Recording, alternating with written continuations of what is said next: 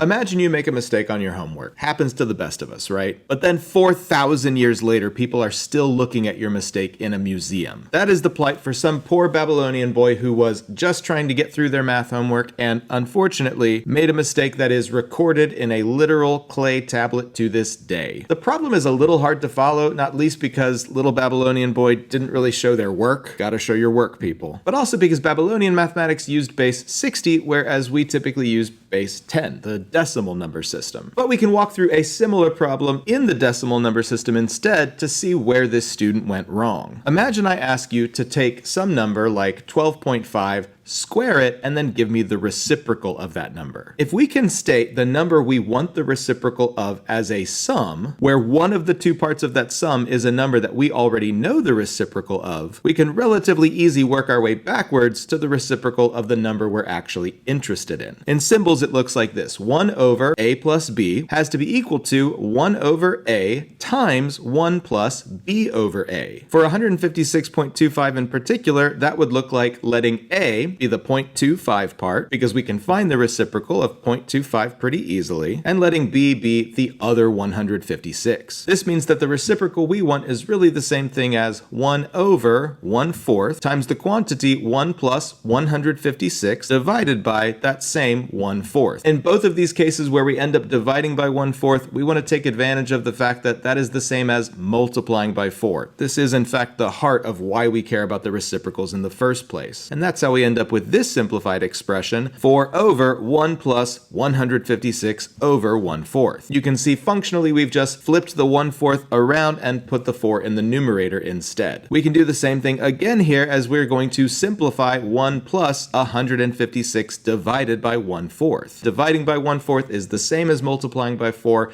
and so our denominator turns into 1 plus 156 times 4. That's 624. Now, our next step would be to add 1 and 624 and then compute this resulting fraction, 4 over 625, as a decimal number. Unfortunately, this is where the little Babylonian student made their mistake. They messed up the place value here, and the 1 that they were meant to add to the 624, they treated like a 10. And so this student ended up with a decimal like 4 over 634, which is not only the incorrect reciprocal, but ends up generating a fraction that repeats. This is probably why on the original tablet, the calculations stop there. The student gets lost, they don't know what else to do because the job has become impossible. But it's become impossible because of a place value mistake. If you have ever messed up your place value, you are in good company, but hopefully in your case, there won't be people staring at it in a museum 4,000 years from now.